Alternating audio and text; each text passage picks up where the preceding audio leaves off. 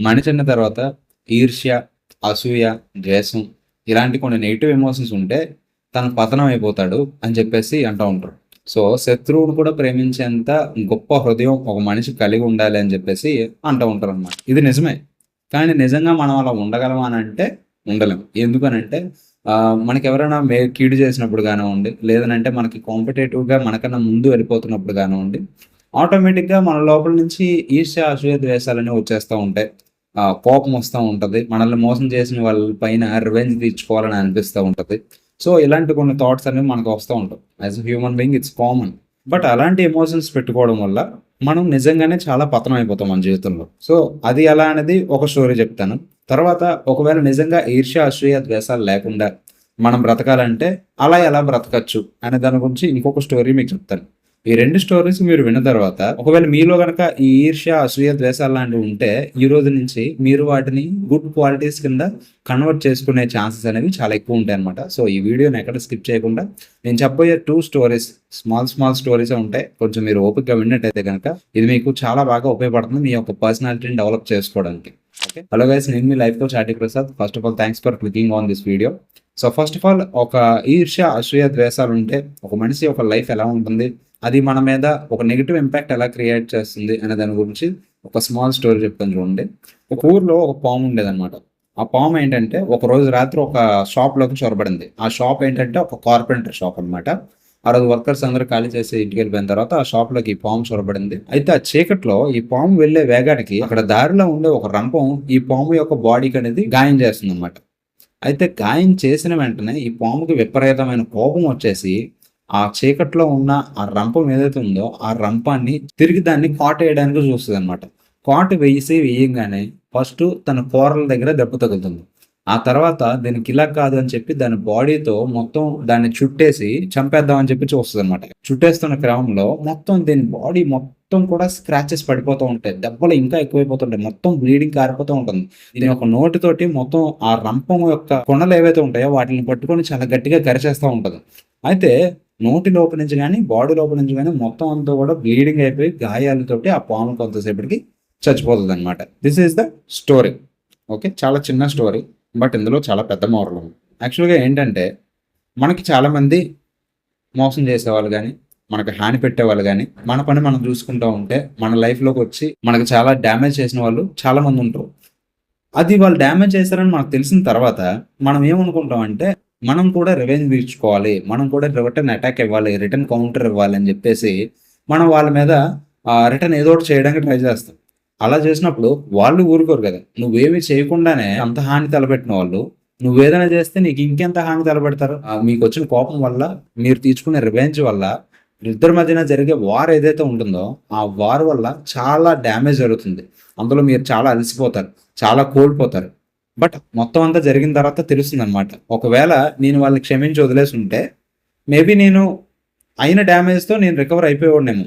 లేదు నేను కూడా వాళ్ళకి రిటర్న్ అటాక్ ఇవ్వాలి, రిటర్న్ కౌంటర్ ఇవ్వాలి, వాళ్ళకి బుద్ధి చెప్పాలని ఏదైతే మీరు ట్రై చేస్తారో, అప్పుడేమవుతుందనంటే రిటర్న్‌లోనే మీకు ఇంకా డ్యామేజ్ అనేది జరిగే అవకాశం అనేది ఉంటుందనమాట. సో, మనం రివెంజ్ తీర్చుకునే దానికన్నా కూడా మనం కామ్‌గా ఉండగలిగితే గనక, మన పని మనం చేసుకోగలిగితే గనక, ఈ యూనివర్స్ అనేది వాళ్ళని చూసుకుంటుంది. వాడు మీకు డ్యామేజ్ చేశాడు. మీరు వాడిని యూనివర్స్‌కి వదిలేసారనుకోండి, వాడికి డ్యామేజ్ చేసే థింగ్ ఇంకేదైనా జరగొచ్చు. ఓకే. అంతే తప్ప మనం డ్యామేజ్ చేయాలని రిటర్న్ ఎప్పుడైతే ఇచ్చేస్తామో, మనకు కూడా డ్యామేజ్ అయ్యే అవకాశాలనేది చాలా ఎక్కువుంటాయన్నమాట. సో, అందుకనే మనం రివెంజ్ కేటగిరీకి వెళ్ళకుండా మన పని మనం చేసుకుంటూ పోవాలి. ఓకే. ఇదొక సినారియో. ఇంకొకటి ఏంటంటే మన శత్రువును కూడా ప్రేమించాలి అనేది ఒకటి ఉంటది కదండీ! సో, ఇది ఎలా అనేది మనం చూద్దాం. ఒక ఊర్లో ఒక షాప్ ఉంటుంది. ఒక కిరాణా షాప్ ఉంటదనమాట. ఈ కిరాణా షాప్ వాడికి చాలా మంచిగా బేరం ఉంటుంది. ఆ ఊర్లో ఉన్న ప్రజలందరూ కూడా వాడి దగ్గరికొచ్చి డే బై డే సరుకులనేవి కొనుక్కుంటా ఉంటారు. చాలా మంచిగా వ్యాపారం అనేది సాగుతా ఉంటదనమాట. కొన్నాళ్ళకి ఏమవుతుందనంటే అతను ఆపోజిట్‌లోనే ఒక పెద్ద డిపార్ట్‌మెంటల్ స్టోర్ అంటే ఒక సూపర్ మార్కెట్ లాంటిది ఒకటి ఈ షాప్ ఆపోజిట్‌లో ఒకటి కొత్తగా పెడతారనమాట. ఆ షాప్ ఎప్పుడైతే కొత్తగా పెడతారో అప్పటి నుంచి జనాలందరూ కూడా ఇక్కడ కన్నా కూడా ఎక్కువ ఐటెమ్స్ దొరుకుతున్నాయి. చాలా కొంచెం తక్కువ ప్రైసెస్ ఉన్నాయని చెప్పేసి అలా వెళ్ళి అక్కడ షాపింగ్ అనేది చేసుకొని వెళ్ళిపోతూ ఉంటారనమాట. ఇతని యొక్క షాపు గిరాకీ అనేది డే బై డే చాలా తగ్గిపోతుంటుంది. వచ్చే ఇన్‌కమ్ అనేది చాలా తగ్గిపోతూ ఉంటుంది. సో, ఇతను చాలా డిప్రెస్ అవుతాడు. యాక్చువల్‌గా ఇతను యొక్క స్కిల్‌ని, ఇతని యొక్క షాప్‌ని ఇతను డే బై డే డెవలప్ చేసుకుంటూ వెళ్తే గనక, అక్కడ అలాంటి ఒక వాతావరణం అనేది క్రియేట్ అయ్యేది గాదు. బట్ ఏంటంటే, ఇతను డెవలప్ చేసుకోకపోవడం వల్ల అలాంటి ఒక షాప్ ఒకటి రావాల్సొచ్చింది. అక్కడ ఒక కాంపిటీషన్ అనేది వచ్చింది. సో, ఇతని యొక్క బిజినెస్ గ్రాఫ్ అనేది day by day, day by day, day by day పడిపోతూ ఉంది. ఎప్పుడైతే ఆపోజిట్‌లో సూపర్ మార్కెట్ పెట్టారో, ఎప్పుడైతే ఆ బిజినెస్ అనేది ఎక్కువైపోయి అతని బిజినెస్ డల్ అయిపోయిందో, ఈ షాప్ వచ్చినప్పటి నుంచి నా బిజినెస్ పోయింది. సో, ఏదో ఒకటి చేసి షాప్ బిజినెస్ పోగొట్టేయాలని చెప్పేసి చాలా పగ, కసి, కోపం అనేది పెంచేసుకొని ఏం చేద్దాం? ఎలా చేద్దాం? ఏంటి? అని చెప్పి ఊర్లో ఆయనకు తెలిసిన ఒక గురువుగారు ఒకతను ఉంటాడనమాట. ఇతనికి మంచి చెడు విషయాల్లో సలహాలు ఇస్తూ ఉంటాడు. సో, అతని దగ్గరికి వెళ్లి అతని సలహాతోనే ఏదో ఒకటి చేద్దాం అని చెప్పి అక్కడికి వెళ్తాడనమాట. ఇలా సో అండ్ సో జరిగింది. సో, ఇప్పుడు నేనేం చేయాలో అర్థం కావట్లేదు. నా యొక్క వ్యాపారం అనేది డల్ అయిపోయింది. సలహా ఏమన్నా చెప్పండి గురువుగారు అని చెప్పేసి ఆ గురువుగారిని అడుగుతాడనమాట. సో, అప్పుడు ఆ గురువుగారు అంటారు, "ఈ రోజు నుంచి నేను చెప్పిన పని ఒకటి చెయ్యి నాయనా. ఈ రోజు నుంచి నీ షాప్ రోజు డెవలప్ అవ్వాలని నీ షాప్‌కి బ్లెస్సింగ్స్ ఇవ్వు. ప్రేయర్ చెయి. అట్ ద సేమ్ టైమ్ ఆపోజిట్‌లో ఉన్న షాప్ కూడా వాళ్ళ బిజినెస్ కూడా డెవలప్ అవ్వాలని బ్లెస్సింగ్స్ ఇవ్వు. సో, ఇలా డైలీ చేసుకుంటూ వెళ్ళు. ఆటోమేటిక్‌గా నీకు మంచిగా బిజినెస్ అనేది డెవలప్ అవుతుందని" చెప్పేసి చెప్తారనమాట. ఇతను అనుకుంటాడు, ఏంటి గురువుగారికి ఏమైనా పిచ్చా ఏంటి? నా షాప్ డెవలప్ అవ్వడం కోసం నేను మాట్లాడితే, అవతల వాడి షాప్ డెవలప్ అవ్వడానికి కూడా నన్ను బ్లెస్సింగ్ చేయమంటాడేంటి? అని చెప్పేసి అనుకోని, సో, ఓకేలే ఏదైనా సరే గురువుగారు మన మంచికే చెప్తారు కదా అని చెప్పి బ్లైండ్‌గా నమ్మేసి ఏం చేస్తారంటే, డైలీ వెళ్లి వాడి షాప్‌లో పూజ చేసుకొని, తన షాప్ డెవలప్ అవ్వాలి అని చెప్పేసి కోరుకుంటూ, బ్లెస్సింగ్స్ ఇచ్చుకుంటూ, అట్ ద సేమ్ టైమ్ ఆపోజిట్‌లో ఉన్న సూపర్ మార్కెట్ కూడా డెవలప్ అవ్వాలి. వాళ్ళ బిజినెస్ కూడా బావుండాలని చెప్పి బ్లెస్సింగ్స్ ఇస్తా ఉంటాడనమాట. విత్ ప్యూర్ హార్ట్‌తో. ఓకే. ఇలాగా కొన్ని రోజులు ఏమవుతుందనంటే, ఒక 6 నెలల, సంవత్సరం దగ్గర ఇలానే జరుగుతూ ఉంటుంది. కొన్ని రోజులకి ఏమవుతుందనంటే, ఈ షాప్ వాడు ఎవరైతే ఉన్నాడో, కిరాణా షాప్ వాడు, వీడు షాప్ క్లోజ్ చేసుకోవాల్సొస్తుందనమాట. సో, ఈ గ్యాప్‌లో ఏం జరుగుంటుంది అనేది మీరు ఒకసారి ఇమాజిన్ చేసుకోండి. ఒకవేళ మీరు గెస్ చేయగలిగితే ఇక్కడ వీడియో పాజ్ చేసి కింద కామెంట్ సెక్షన్‌లో కామెంట్ చేయండి. చూద్దాం ఎంతమంది కరెక్ట్‌గా చెప్తారో. సో, అసలకేం జరిగిందనేది ఇప్పుడు చెప్తాను చూడండి. ఇతను రోజు ఆ షాప్ యొక్క డెవలప్‌మెంట్ పెరగాలని ఏదైతే ఇతను అనుకున్నాడో, అండ్ అవతల వాళ్ళ షాప్ ఏదైతే డెవలప్ అవ్వాలని బ్లెస్సింగ్స్ ఇచ్చుకున్నాడో, దీనికి తగ్గట్టుగానే ఇతను డే బై డే ఆ షాప్‌లోని ఉన్న కొన్ని ఐటెమ్స్‌ని ఇతని షాప్‌లో యాడ్ చేసుకోవడానికి, ఎవరైతే కస్టమర్స్ ఎక్కువగా ఆ షాప్ నుంచి ఐటెమ్స్ బై చేసుకుంటూ వెళ్తున్నారో, ఆ ఐటెమ్స్‌ని తీసుకొచ్చి ఇతని షాప్‌లో పెట్టుకొని డే బై డే కస్టమర్స్‌ని అట్రాక్ట్ చేయడం కోసం, ఇతని బిజినెస్ డెవలప్‌మెంట్ కోసం ఇతను ప్రయత్నాలనేవి ఇతను చేస్తా ఉన్నాడనమాట. కొన్ని రోజులకి ఏమైందనంటే, ఆ అవతల ఆపోజిట్ సూపర్ మార్కెట్ ఏదైతే ఉందో, ఆహ్, వాళ్ళకి బిజినెస్ అనేది చాలా ఎక్కువ పెరిగిపోతుంది. ఊర్లో ఉన్న జనాలందరూ గూడా, ఈ ఊరు వాళ్ళు, పక్క ఊరు వాళ్ళు అందరూ జనాలు గూడా వచ్చేసి షాప్‌లో మొత్తం ఫుల్ సేల్ అనేది, ఫుల్ డిమాండ్ పెరిగిపోయిందనమాట.